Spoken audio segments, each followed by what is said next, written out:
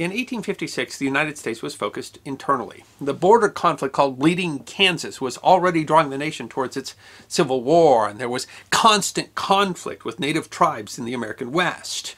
It was certainly not the time for foreign adventurism. But apparently some insults cannot be ignored.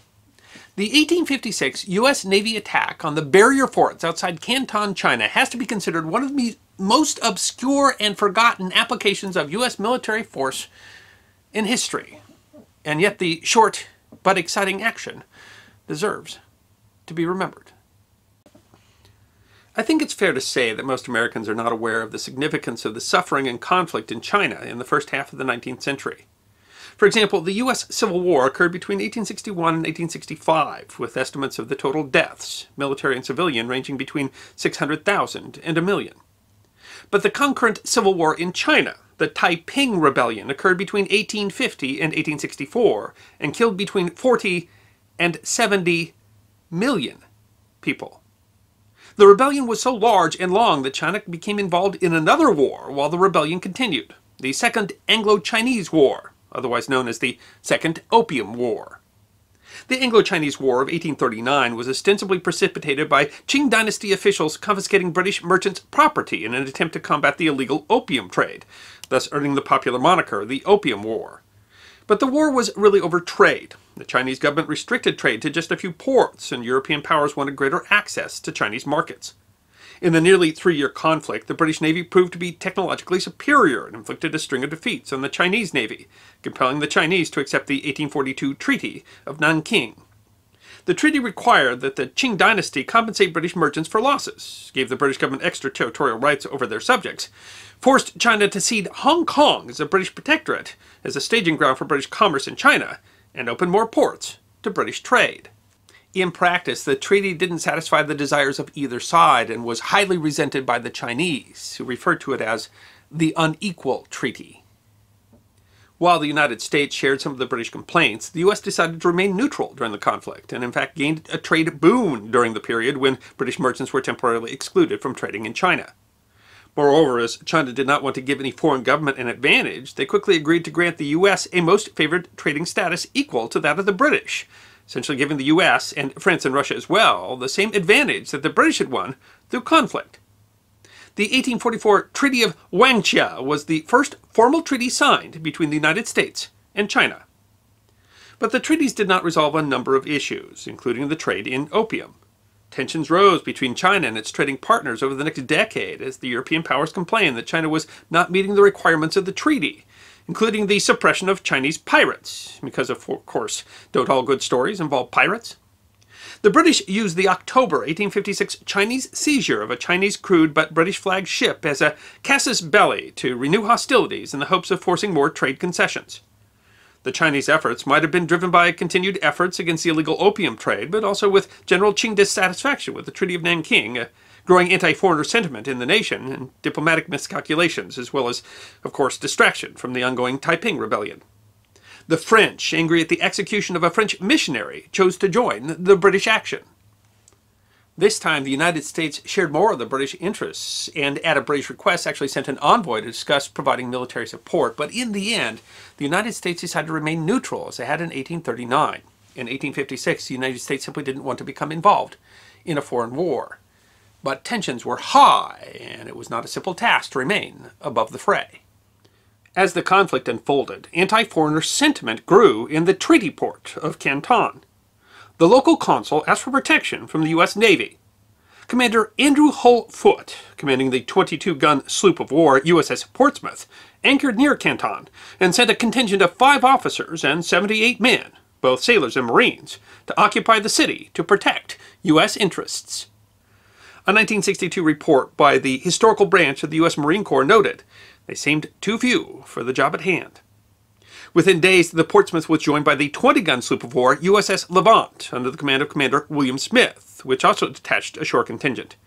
It was a dangerous action, as tensions were high and miscalculations could easily lead to war that Washington didn't want. Foote was anxious to prevent escalation, and on October 19th issued a memorandum directing that Americans must not display an American flag in Canton for fear of compromising the nation's neutrality in the war. Before the end of the month, the two Navy sloops were joined by the 13-gun steam frigate USS San Jacinto under Commodore James Armstrong, commander of the U.S. Asiatic Squadron, which dispatched more sailors and Marines. The situation was dangerous. On November 3rd, U.S. Marine sentries exchanged shots with Chinese soldiers, although no one was hurt. The Marine Historical Report notes, sustaining a garrison at Canton, even a small one, was a difficult job. The problem was not just political, but military, as Canton was at the apex of a sprawling delta, guarded by 4 forts located midway between the squadron's anchorage and the city of Canton, each of them incorporating the latest recommendations of European military engineers. Foote, realizing the danger of the situation, managed to negotiate an agreement with local authorities, guaranteeing protection of American property, allowing the Navy to extricate its men before some action sparked conflict. But the spark came nonetheless. On November 15th, as the Navy was withdrawing their troops, Foote was in a rowboat headed to the San Jacinto to confer with Armstrong, when his boat came under fire from one of the Chinese forts protecting the Pearl River. It isn't clear whether the men firing were operating under orders, or if they fired of their own accord, or if they confused the boat as being British. The Navy Times quoted Foote's official report. When within point-blank range of the fort commanding the passage, a shot was fired, which fell a short distance from the boat. This was soon followed by another, which struck still nearer the boat and ricocheted far beyond it. A passenger on the boat clearly displayed the American flag, so as to avoid any confusion that it was a neutral vessel, but the fort continued firing, though without effect. When the boat rode out of range, they came under fire from another of the forts. Foote wrote, "We soon passed beyond the range of the fort, and when within 200 yards of the next, it opened upon us with 2 successive discharges of round shot and grape, which fell thick and fast around us, one of them striking the water within 2 blades of the oars." While ineffectual, the attack was considered to be an affront to the American flag. The next day, Armstrong sent a boat from the San Jacinto to sound the harbor, and it too was attacked, this time killing a sailor.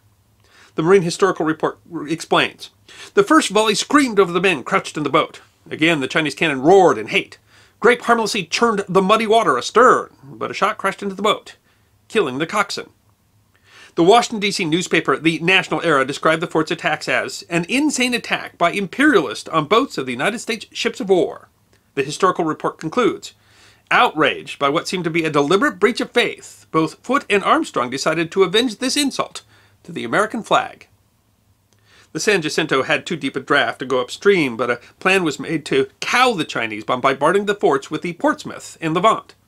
The two were towed to the forts by 2 small U.S. merchant steamboats on the 16th, but the Levant ran aground and the Portsmouth was forced to continue alone. The ship exchanged fire with the forts. As long as there was enough daylight to aim, cannoners blazed away, the historical report reads. Although several shots pierced the Portsmouth hull and great played havoc with her rigging, her only casualty was 1 Marine seriously wounded. The ship withdrew under the cover of night, and Armstrong began negotiating with Chinese officials, while the Navy repaired the damage to Portsmouth and Levant. The Chinese governor's response to Armstrong has never been fully published, but the National Era reported that it essentially said that the boats had no business being so close to the forts, and it served them right to be attacked. With no Chinese apology forthcoming, the Americans decided that they had to continue the attack. Armstrong then became ill, and Foote took over command. The military situation seemed desperate, as the report explains. Facing Foote were 4 massive fortifications with granite walls 7 feet thick. A total of 176 guns, some of them 10-inch caliber, could be brought to bear against an attacking fleet. In addition, there were rumored to be between 5,000 and 15,000 Chinese troops in the area. But despite the apparent odds, the garrison was thought to be ill-trained, and Foote resolved to attack the forts. The historical report opines, although the forts were powerful, the strongest in the empire, Foote had no reason to fear this poorly equipped, half-trained rabble. On the 20th, the Portsmouth and Levant engaged the closest 2 forts in an hour-long exchange of cannon fire, while Foote led a landing party of 287 officers, sailors, and Marines, pulling 4 field howitzers to assault the fortifications from land. The landing party had to move through a village to get to the forts, where they encountered small arms fire, but the Navy Times says the howitzers soon cleared the streets of all resistance.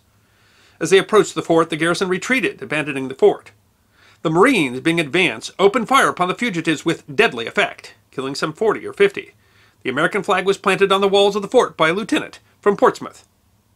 The landing party used the fort's cannon to attack the second fort, but by then a significant contingent of the Chinese army arrived and attempted to retake the fort. Despite having overwhelming numbers, they were driven back by the fire of the Marines. The Marine Historical Report describes the action. Volley after volley thudded into enemy ranks. Gamely, the Chinese stood their ground and returned the fire, but Marine marksmanship proved too accurate, and the enemy ran. Further counterattacks were driven back by leatherneck muskets and boat howitzers. The assault on the second fort continued the next day. According to the Navy Times, one of the launches was hit by a ricochet 64-pound shot from the farthest fort. Foote wrote that the shot instantly killed James Hoagland, Carpenter's mate, and mortally wounded William McKee and Alfred Turner, who died soon after. 7 others were also wounded with more or less severity. Despite the loss, the Marines' historical report notes that the enemy's fire, while frightening in volume, was for the most part inaccurate. The Americans took the second fort, turning its guns on the fort in the center. The Chinese attempted a counterattack, as the Navy Times describes hundreds of their soldiers directly assaulting 2 companies of U.S. sailors, but the attack was repulsed by an intense fusillade of small arms fire from the Blue Jackets. A Marine detachment under Captain John D. Sims cleared some defenses along the riverbank, and under the cover of the guns from the second fort moved across and took the third fort, capturing 38 guns, including a brass gun of 8-inch caliber and 22 feet 5 inches in length. The last fort required a difficult attack. According to Foote, the hostile fort opened and continued a brisk fire upon the boats with round shot, grape, and swivel guns. The shot passed closely over our heads, with the exception of 3, one of which passed between 2 boats, and each of the others striking an oar. The garrison abandoned the fort as the attackers approached, but there was a near disaster, as it was found that they had left behind several guns trained on the ship's boats with slow-burning fuses. Fortunately for the Americans, the guns were captured before the fuses burned through. The final counterattack was defeated on the 23rd. The Americans proceeded to destroy the forts, demolishing the walls and spiking the guns and throwing them in the river. The Marine Historical Report noted the significance of the success. In one brief but furious campaign, Commander Foote's command had captured 4 powerful redoubts, killed an estimated 500 Chinese, and routed an army of thousands, all at the cost of 7 killed in action, 3 killed during the demolition of Center Fort, and a total of 32 wounded or injured.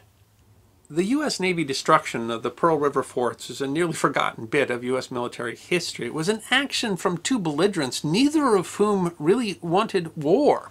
After destroying the forts, the U.S. Navy pulled back. The Chinese weren't interested in war with the United States. They were already at war with Britain and France and fighting a civil war, and so they issued a diplomatic apology.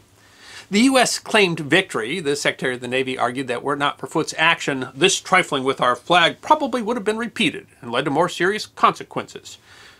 Both sides simply had bigger problems and quickly signed an agreement that kept the United States neutral during the war. And while the tiny U.S. force that fought in this exciting action distinguished themselves, it was quickly forgotten in the tide of history in the broader context of the Second Opium War, the destructive Taiping Rebellion, and the coming U.S. Civil War, where Andrew Foote would distinguish himself, commanding the U.S. Federal Squadron on the Mississippi River. I hope you enjoyed this episode of The History Guy, short snippets of forgotten history between 10 and 15 minutes long, and if you did enjoy, please go ahead and click that thumbs up button. If you have any questions or comments or suggestions for future episodes, please write those in the comment section. I will be happy to personally respond. Be sure to follow The History Guy on Facebook, Instagram, Twitter, and check out our merchandise on teespring.com. And if you'd like more episodes on forgotten history, all you need to do is subscribe.